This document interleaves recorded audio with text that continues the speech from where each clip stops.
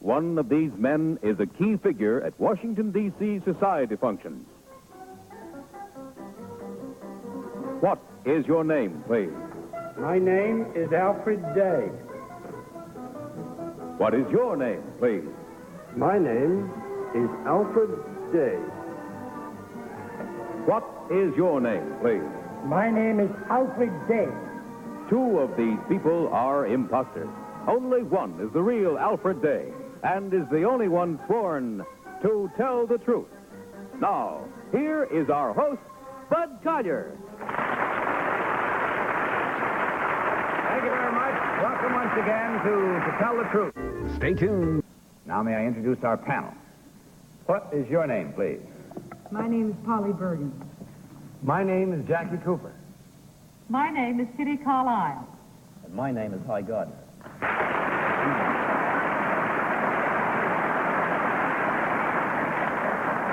Now, as you heard, these three gentlemen all claim to be Alfred Day. Of course, only one is the real Alfred Day. The other two have merely assumed that identity. Panel, will you follow along with this affidavit as I read it? I, Alfred Day, am a freelance butler. At one time or another during my career, I have served the last three queens of England. In this country, I worked 3 years for Mr. Jay Gould, and for 17 years, I was employed by a member of the Vanderbilt family. I act as personal valet to Prince Bernhard of the Netherlands on his visits to America. Currently, I am working in the nation's capital, where my services are in heavy demand by Washington society. I have been butler at approximately 100 parties given by the nation's acknowledged #1 hostess, Mrs. Pearl Mesta. Signed, Alfred Day.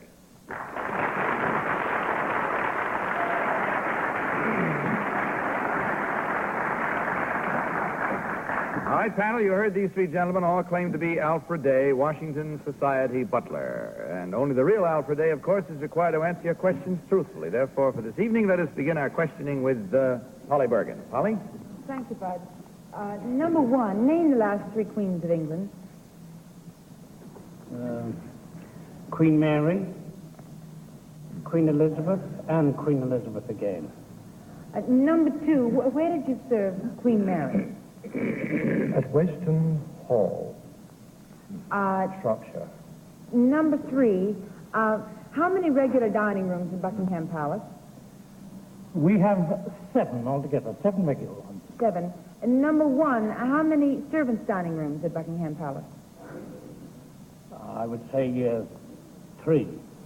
Number two, standing in front of the palace, looking through the main entrance, where are the stables? That way or that way? On the right of the palace. Number... Jackie Cooper. Number one, it says here you're a freelance butler. Now, we have freelance actors, and we have actors under contract. Do they put butlers under contract? No, sir. They do not. Number two, what years were you with the Vanderbilt family? From 1928 to 1941. 28 to 41. Number three, I live in a ranch house, you know, a one-story house. Where would I put the upstairs maid? That's your business, Jackie, entirely.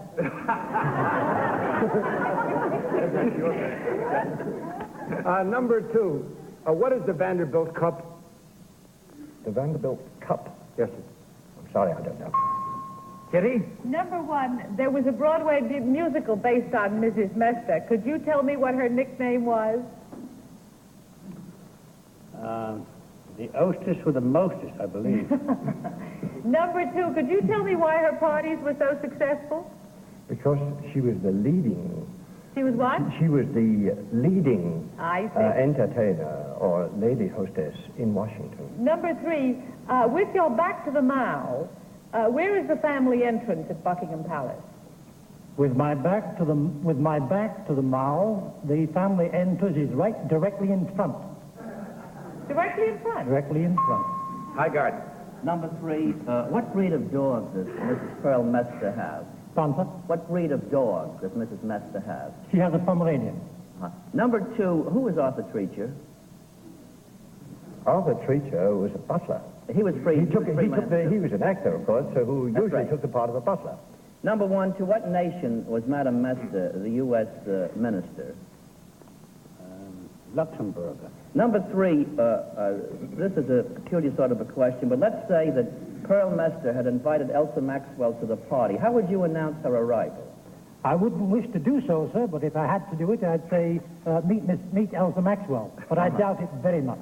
All right, that's it. It's time to vote, panel. Without consultation, will you kindly mark your ballots? And in so doing, as you usually do, select number 1, number 2, or number 3.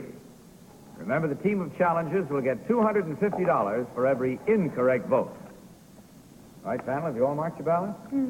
Okay. Polly, for whom did you vote? Well, I voted for number 3 because number 2 said that the stables were on the right, and I read a whole thing with the diagram which showed that the stables were on the left. And number 1, I believe, said that he worked, I believe it was number 1, said he worked for the band of from 28 to 41, and that only adds up to 13 years, and it says in the affidavit 17. I wasn't asked that question. Oh, and number 2 said that, so I just didn't figure it was number 1. You had to change my vote. Jackie, what about your vote? Well, I voted for number 3 also, because he certainly knew with his back to the mall the entrance to the palace. And number 2 also, I quarreled with his arithmetic. Came out to be 1945 instead of 1941. And the number 1 said they don't put them under contract, and under certain circumstances over here and in England, particularly with royalty, they do sign them to a contract. Probably when they're the star of the household. Yeah, they're not freelance. Kitty, your vote. I voted for number 1. I don't think number 2 and number 3 have ever been to Buckingham Palace in the family entrance or in the stables, because I think the family entrance is on the right and the stables are on the left, just opposite. Hi, Gardner. Your I selection? voted for number 3. I particularly liked his answer about Pearl Mester and Maxwell. They haven't been especially friendly. I don't like his answer about them upstairs maids. But when he first stood up there, I thought that he looked like he was the only one of the 3 who was wearing his own suit, and since he's in business for himself, he'd need that kind of a suit. Thank you. All right, there you have it now. We've given you our votes and our reasons, and if you're playing with us, as we hope you are on this cool evening, let's see how right or wrong you have been along with us as we discover which one of these 3 gentlemen is the real society butler. So will the real Alfred Day please stand up?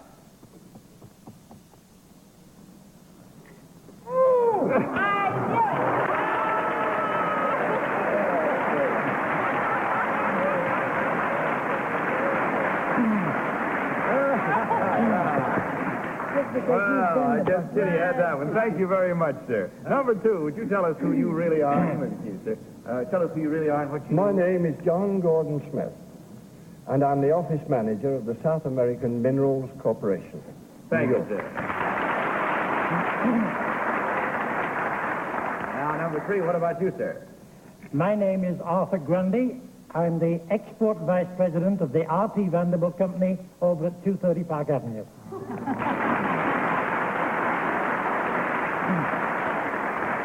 Well, gentlemen, we've had a lot of fun. I hope you have. And in checking up on the score here, we find that Kitty was the only one who voted right, which left 3 incorrect votes at $250 each, for a total, gentlemen, of $750 Thank you, from sir. Marlboro Cigarettes. Yes. And speaking of Marlboro Cigarettes, on your way out, you'll find a carton of Marlboro Cigarettes for each one of you. Thank you very much for being with us. Good night and good luck. Thank you. Thank you. Good night. Now, panel, may I introduce our next team of challengers?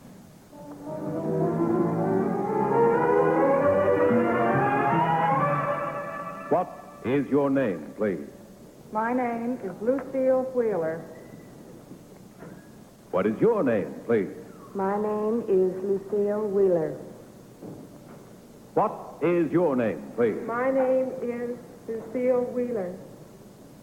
Another affidavit, panel, if you'll follow along, please. I, Lucille Wheeler, am Canadian. My father owns and operates a ski resort at Mont Tremblant in Quebec. And there I learned to ski when I was 2 years old. By the age of 10, I was in active competition. I competed in the Olympic Games in both 1952 and 1956. In 1957, I was named by the International Ski Federation as one of the 3 top women skiers in the world. In February of this year, at Bad Gastein in Austria, I won the World's Ski Championship in both the downhill event and the giant slalom. Signed, Lucille Wheeler. It's all claimed to be Lucille Wheeler, World Ski Champion. Let's start this round with Kitty Carlisle. Kitty? Thank you, Bud. Number one, what is the name of your father's ski resort? Gray Rocks Inn. What? Gray Rocks Inn. Gray Rocks Inn. Thank you. Number two, who won the, where was the 1956 Olympics held? That was in Cortina, Italy. Cortina? Yes. Do you know the whole name of that place? Yes. What is it called? Cortina d'Ampezzo. Number three, what is the whole name of Cortina? Cortina d'Ampezzo. Number two, number one, who were the other two women if you were the top one and there were three? Andrea Meade Lawrence and Helga Goldsmith. Highgarden. Well, what is the name of the young Austrian male skiing champion? Tony Saylor. Two, what on a giant slalom course are called gates? Well, they are the poles through which you go. Number two, when you won this giant slalom, about how many gates did you have to pass? Well, there were, we had, I think, about 26 on the giant slalom. Number three, what would you say you had to pass? How many gates? I'd say there were about 30 gates. And number one? Polly? Number one? About 30. Number two, it says here that you won the World Ski Championship downhill. How else can you ski but downhill? Well, there are three types of slalom. The ordinary slalom, the giant slalom, and the downhill slalom. And I won it for the giant slalom and the downhill slalom.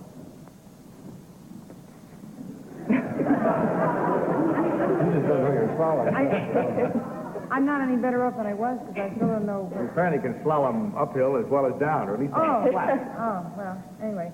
Number three, what year did Julius Z hold the World Ski Championship? Would you repeat that question again, please? What year did Julius Z hold the World Ski Championship? I'm afraid I don't know who you... Jackie?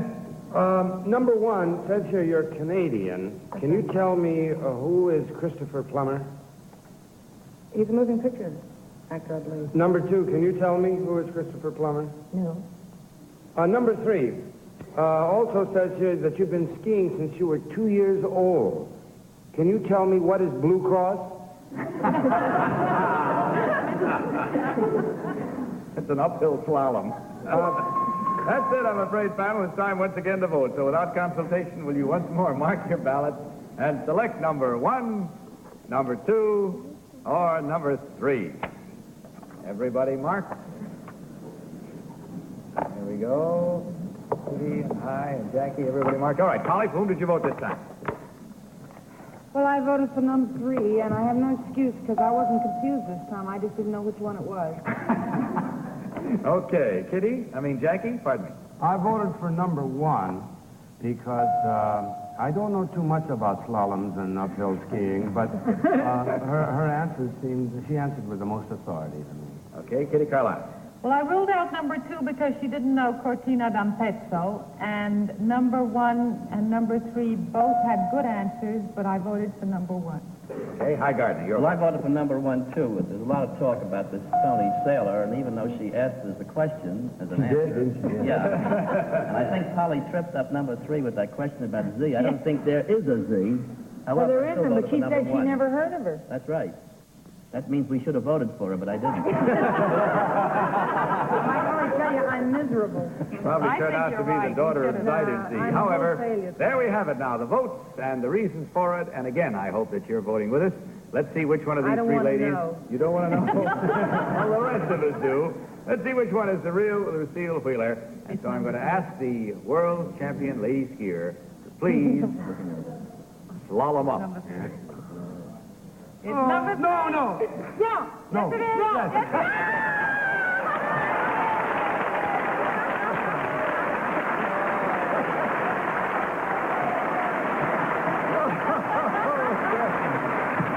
Polly hit that one. Thank you very much. Number one, you tell us who you really are and what you do, please. My name is Mickey Berner. I work for Howard Todman of Goodson Todman Productions, the producers of this show.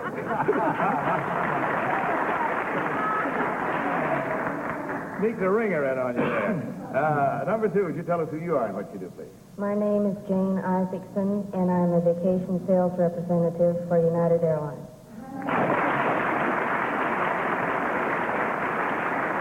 By the way, I'd like to mention that Lucille Wheeler would like to donate her share of the prize money to the Snow Eagle Ski Club at Saint-Jovite, Mont-Tremblant, and that will be done.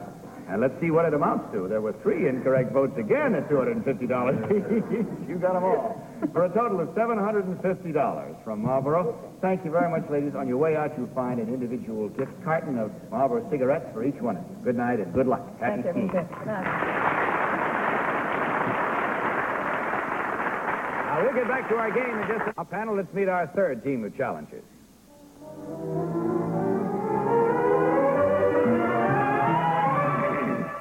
What is your name, please? My name is Ray Wetzel. What is your name, please? My name is Ray Wetzel. What is your name, please? My name is Ray Wetzel. Okay, panel, another affidavit waiting for you. I, Ray Wetzel, live and work in Anderson, Indiana. I work in plant number 10 of the Delco Remy division of General Motors, where I am a multiple spindle automatic screw machine operator. I came to New York on my first airplane flight, and I'm here tonight to claim the unofficial title of New York's champion sightseer.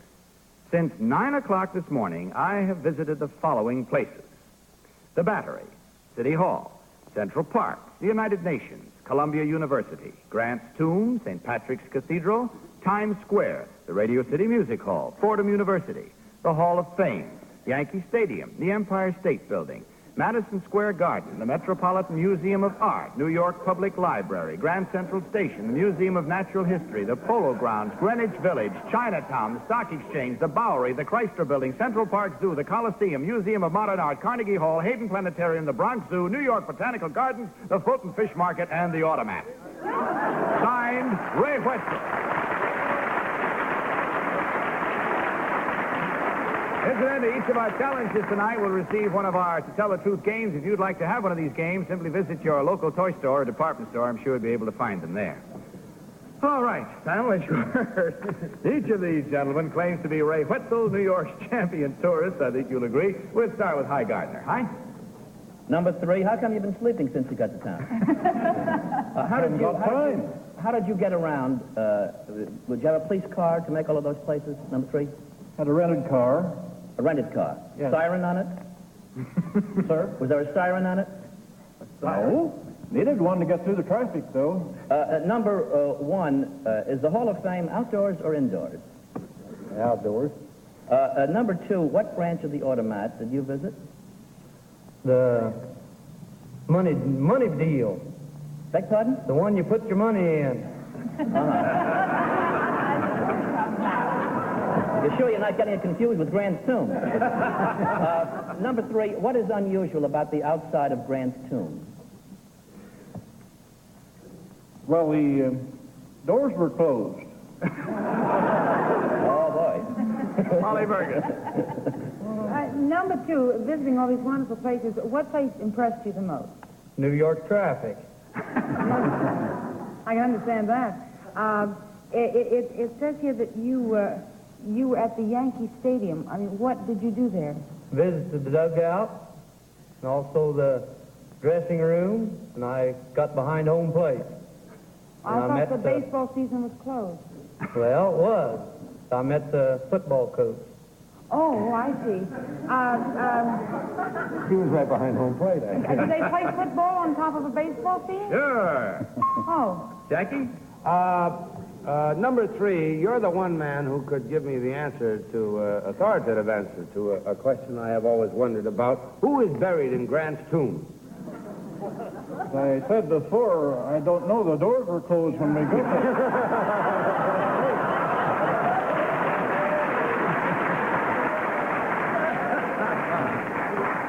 Number 1, number 1, where did you have lunch? Well, I couldn't tell you. Number 2, where did you have lunch? Schaefer. And number 3, what's playing at the Radio City Music Hall? Rockets. Now, you know what he noticed? Hi, Gardner. Kitty Carlisle, excuse me, dear. Wow, jumping over you at night. Number 1, it says here that you operate a multiple spindle automatic screw machine. That's right. What do you make? $2.68 an hour. Huh? $2.68 an hour.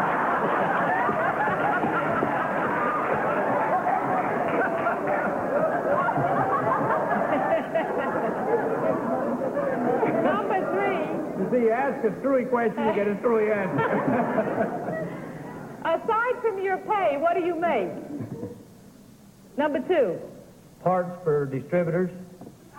What kind of That's distributors? it, panel. It's Oh, I time didn't once get again to to vote. ask So will you anything. please mark your ballots and vote for number 1, number 2, or number 3? All set, everybody? No. Polly? Okay. Jackie, all through? Yes. All right, Polly, for whom did you vote? Well, I didn't get to ask him the questions about Indiana, which is all I know anything about because I used to live there, but I voted for number 2. Okay, Jackie, what about you? I voted for number 2 because he knew where he had lunch. Kitty, your vote? I voted for number 1 because he didn't know where he had lunch. I wouldn't know either if I'd done all that today. And hi, Gardner. Well, I voted for number 1 because you'd have to see the Hall of Fame to know it was outdoors. Okay, there we have it. The votes are in. The minds are made up. We'll find out right now which of these 3 gentlemen is the real champion New York City tourist. So, will the real Ray Whetzel please stand up?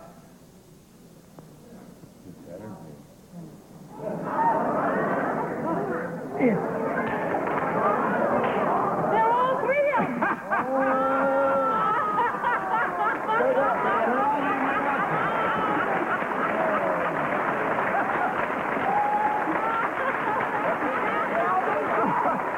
Okay, gentlemen, you may be seated while I untangle this skein. This is one of the few times that I've been in on it. Normally, I don't know who the real one is either. So don't look shocked. It's really quite simple. All these gentlemen really are Ray Whetzel. They all live in Anderson, Indiana, and they all work in the same department of the same plant as multiple spindle automatic screw machine operators. And today they actually all visited all the places mentioned in the affidavit. Furthermore, they're not really related.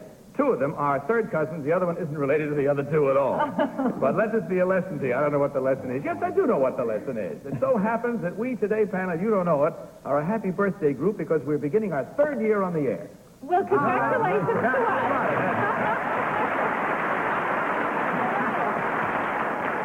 We just thought we'd pull a joke on you in honor of a birthday celebration. Now, inasmuch as it's true that each of you is Ray Whetzel, and therefore there were no incorrect votes, nonetheless, because of the gag involved, since you actually did fool the panel in every way, we're going to award you $1,000 from Marlboro Cigarettes, and you'll find a carton of Marlboro Cigarettes waiting for each of you on the way out. Thanks for helping us fool the panel in every way. Good night and good luck.